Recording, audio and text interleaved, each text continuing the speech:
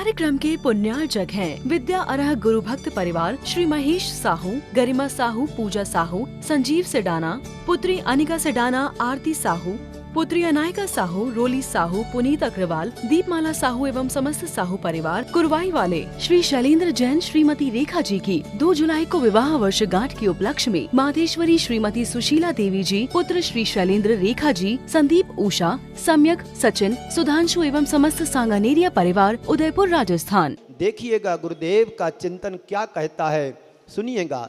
ध्यान से सुनना तो बात समझ में आएगी। कान से सुनोगे, बाहर जाते जाते भूल जाओगे, फिर पूछोगे रामलाल से, श्यामलाल पूछेगा क्यों भाई रामलाल, महाराज श्री ने क्या बोला था?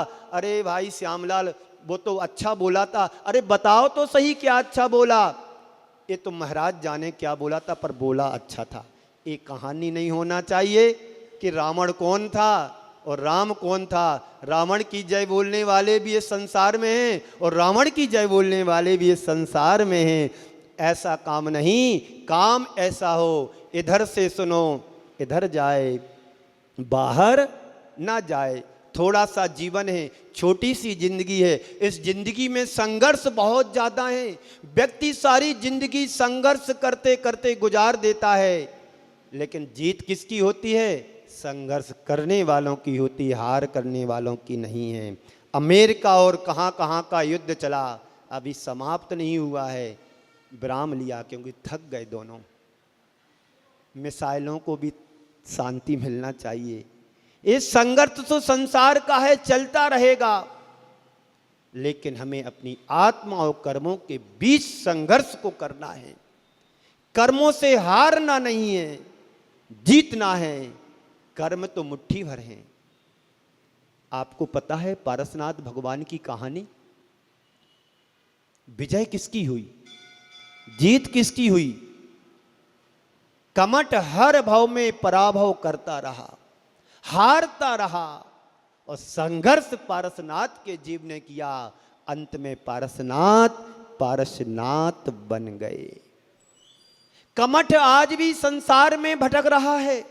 धनपाल जी, आपको नहीं भटकना, स्वर्ग जाना है।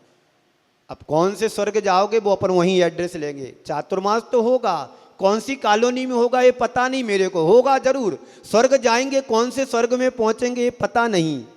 जैसा संघर्ष करेंगे, कर्म करेंगे, वैसा रिजर्वेशन तुम्हारा होगा। ये तो ट्राइबल है, यहाँ पर सुना रहे हैं, आगे केशव नगर में जाएंगे वहाँ सुनाएंगे, उसके बाद सन्मति वाले भी वो बैठे हुए हैं, उनके यहाँ भी सुनाएंगे। कल नेमी नगर वाले भी आए थे, 3 सेक्टर वाले, उनको भी सुनाएंगे। केशव नगर वाले भी कल निवेदन कर चुके हैं, उनको भी सुनाएंगे, और आज भी निवेदन करने आ चुके हैं। मैंने सोचा अभी शांति से बैठो, यहाँ ज़्यादा ऊधम करोगे तो परेशान हो जाओगे, इसलिए शांति से बैठना है। अब मैं गुरुदेव के वाक्य को आपके समक्ष रखता हूं। संघर्ष में भी चंदन सम सदा सुगंधी बांटू। चंदन को जितना घिसा जाता है उतनी उसकी सुगंधी फैलती है। जितना घिसो उतना उससे सुगंधित पदार्थ निकलता है, सुगंधी निकलती है। संघर्ष में कभी हारना नहीं। हर व्यक्ति के जीवन में संघर्ष आता है। ये नहीं सोचना कि साधु बन गए तो संघर्ष नहीं, गृहस्थों से ज्यादा साधु संतों के जीवन में संघर्ष आते हैं, पर वो संघर्ष तुम्हें व्यक्त नहीं करने देते हैं, अंदर पीते हैं, सहन करते हैं, तभी साधु अपने उत्कर्ष की ऊंचाइयों को छू पाता है। अभी जैसा कि आपके सामने कहा था कि 12, 13, 14 दिनों से अपने इस औदारिक शरीर के साथ, साधना के साथ संघर्ष कर रहे थे, लेकिन संघर्ष करते करते उनके चेहरे पे मलिनता नहीं आई, प्रसन्नता दिखी। जैसे संघर्ष कह रहे ना, संघर्ष में भी चंदन सम सदा सुगंधी बांटूं, उसी तरह से आचार्य वर्धमान सागर जी ने संघर्ष किया, पर चेहरे पर मुस्कान सदा रही। अंत समय तक किसी भी तरह की आकुलता नहीं। आपको यदि प्यास लगी है और 10 मिनट पानी लेट हो जाए तो पानी कम ठंडा होता है, कम गर्म होता है, और पानी ना मिले तो आप ज़्यादा उससे गर्म हो जाते हो। एक बार एक गांव का आदमी शहर जा रहा था, मुझे याद आ गई बात। एक गांव का आदमी अपने छोटे से बेटे को लेकर के, 10 साल के बच्चे को लेकर के शहर जा रहा था गांव से। रास्ते में बच्चे को, बेटे को प्यास लगी। पापा, पिताजी, मुझे पानी चाहिए। देखो सामने गांव आ रहा है, वहां पानी मिलेगा, थोड़ा और रुको। बार बार पानी की लत लगा रहा है, प्यास उसे लग रही है। कहा ना, गांव आ रहा ना, वो हवेली दिख रही ना टाया साहब की, वहां पर पानी मिलेगा। जैसे ही वो गांव का व्यक्ति बच्चे को लेकर के सामने सेठ जी की हवेली पर पहुंचे, सेठ जी साहब, मेरे बेटे को प्यास लगी है, पानी दे दो एक गिलास। हाँ रुको, अभी आदमी आता है। 2 मिनट बाद फिर कहता है, तो बाबूजी पानी दे दो, बेटे को प्यास लग रही है। कहा ना, अभी आदमी आने वाला है। तीसरी बार, चौथी बार झल्ला करके किसान बोला, आदमी आ रहा है। अरे सेठ जी, थोड़ी देर के लिए आप ही आदमी बन जाओ, थोड़ा सा पानी बेटे को दे दो। एक कहानी है, संघर्ष मीन्स संघर्ष करते रहो सफलता। संघर्षमय जीवन का उपसंहार हर्षमय होता है, आचार्य गुरुदेव कह रहे हैं। तो संघर्ष में भी चंदन सम सदा सुगंधी बांटू। बड़ी गहरी बात गुरुदेव ने इसमें गर्भित की है। ये सभी समझते हैं कि चंदन को जितना जितना घिसा जाए, आप लोग रोज पूजन के लिए, अब चंदन तो मिलता नहीं है, लकड़ी जरूर ला करके रख लेते हैं, उसी को घिसते रहते हैं, उसी में चंदन की कल्पना करते हैं, पर सुगंधी आएगी कहाँ से? चंदन हो तब ना सुगंधी आएगी। मैं रोज जंगल जाता हूँ, वहाँ पर 1-2 पेड़ वृक्ष ऐसे लगे हुए हैं, पौधे, जिसमें से सुगंधी आती है। एक मोगरा का है, एक चमेली का है। जब सुबह में जाता हूँ 6 बजे, मैं बोलता दो कितनी अच्छी खुशबू आ रही है, और दिन भर आती है, रोज आती है। आप भी चंदन ऐसा रखो कि उसकी सुगंधी यहाँ से निकलेगी तो पूरे देश में जाए। अब अवसर उदयपुर वालों के पास आया है कि धर्म की प्रभावना की सुगंधी तुम कहाँ कहाँ तक पहुँचा सकते हो। संघर्ष आपका जारी है कि कहाँ चातुर्मास करें। रोज आप लोगों का संघर्ष जारी है, कहाँ चातुर्मास करूं, कहाँ चातुर्मास करूं। मैं तो बिंदास स्वतंत्र बैठा हूं, जहाँ जिसका भाग्य होगा, पुण्य होगा, वहाँ कह दूंगा अब मैं यहाँ रुकूंगा, अब तुम्हें जो दिखाए सो कर लो, तुम्हें जैसा करना करो, अब मैं यहाँ रुकूंगा। संघर्ष करते रहना, जब तक सफलता ना मिले पुरुषार्थ करते रहना, यही जीवन की सच्ची समझ है। तो सभी समझते हैं कि चंदन को जितना जितना घिसा जाए उतना ही खुशबू बिखेरता है, सुगंधी फैलाता है। आचार्य कहते हैं जीवन में जब भी कोई संघर्ष हो, चुनौतियां भी क्यों ना आ जाएं, संघर्षों का नाम ही जिंदगी है।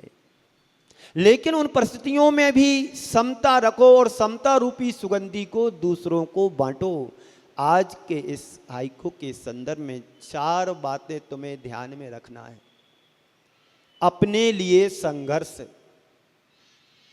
ओम घड़ी सही नहीं दिख रही। अपने लिए संघर्ष हर व्यक्ति करता है। किसके लिए संघर्ष? अपने लिए संघर्ष। दूसरी बात, और अपनों के लिए संघर्ष। अपने लिए संघर्ष करो और अपने संपर्क में आने वालों के लिए भी संघर्ष हो। आप भोजन करते हैं और जब भोजन करने बैठो तो इतना ध्यान रखो कि यदि कोई त्यागी वृत्ति मिल जाए, कोई महावृत्ति मिल जाए, या किसके घर में चूल्हा नहीं जला है, उसके लिए भी थोड़ा भोजन दे दूं। अपने लिए तो दुनिया चाहती है कि अच्छा मिले, अच्छा मिले, अच्छा खाऊं, अच्छा पाऊं, अच्छा देखूं, अच्छा पहनूं। इसके लिए संघर्ष तो हर कोई करता है। बाप अपने बेटे के लिए संघर्ष करता है, इसकी अच्छे से अच्छे एजुकेशन दिलाऊं, इसके लिए अच्छे की अच्छी व्यवस्था दिलाऊं, कार दिलाऊं, गाड़ी दिलाऊं, मोबाइल दिलाऊं, सब अच्छा अच्छा करने के लिए पूरी ताकत लगा देता है एक बेटे का बाप। लेकिन कभी दूसरों के लिए संघर्ष की बात आती है तो कितना हम आगे बढ़ते हैं। बहुत कम लोग होते हैं जो दूसरों के लिए सहयोग करने की भावना रख पाते हैं। तो नंबर 1 अपने लिए संघर्ष, नंबर 2 अपनों के लिए संघर्ष, नंबर 3 अपने आप से संघर्ष, और नंबर 4 अपनों से संघर्ष। ये 4 बातें हमें अपने जीवन में उतारना चाहिए। ऐसी घड़ी रखी बंद पड़ी वो, ये भी एक संघर्ष है।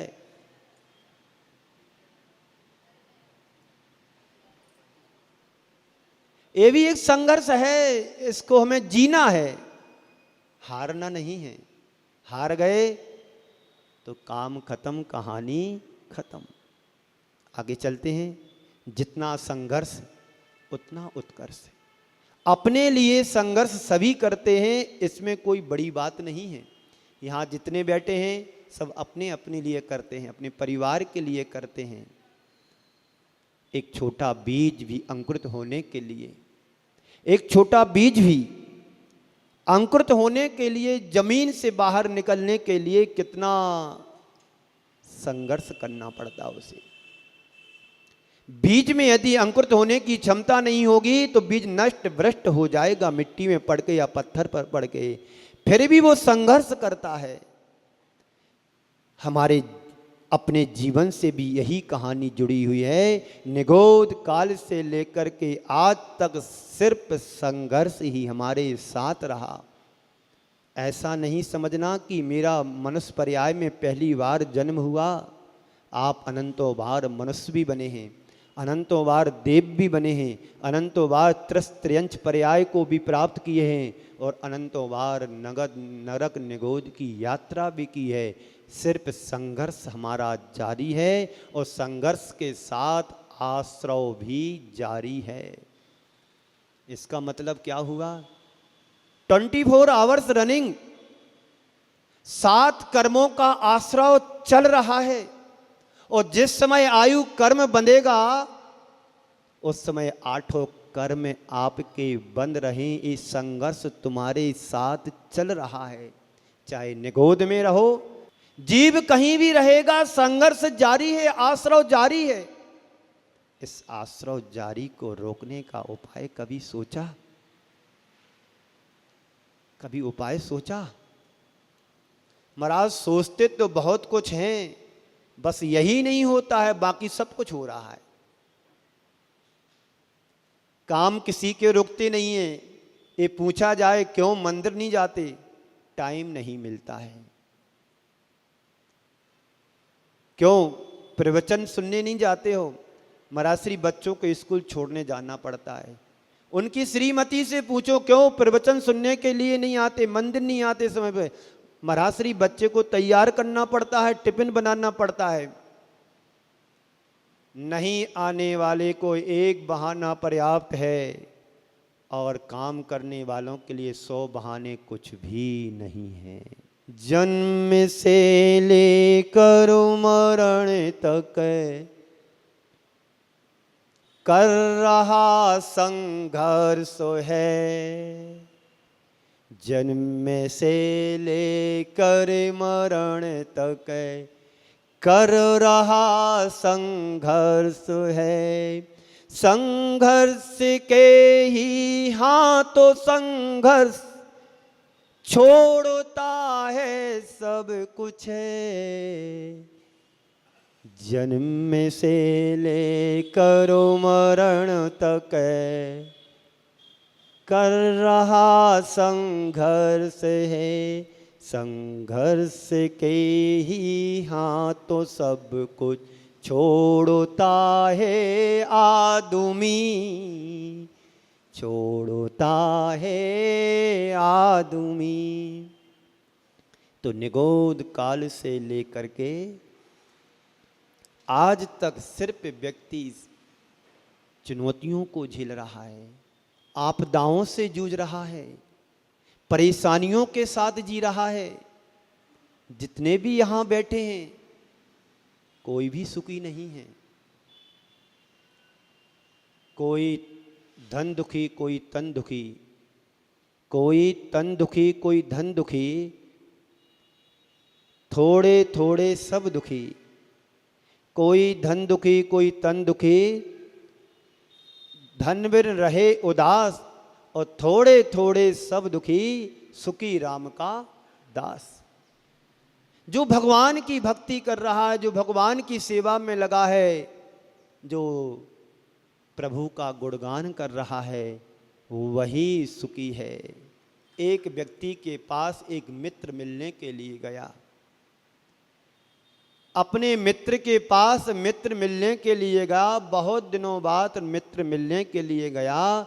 मित्र गया, पूछा, देखता क्या है?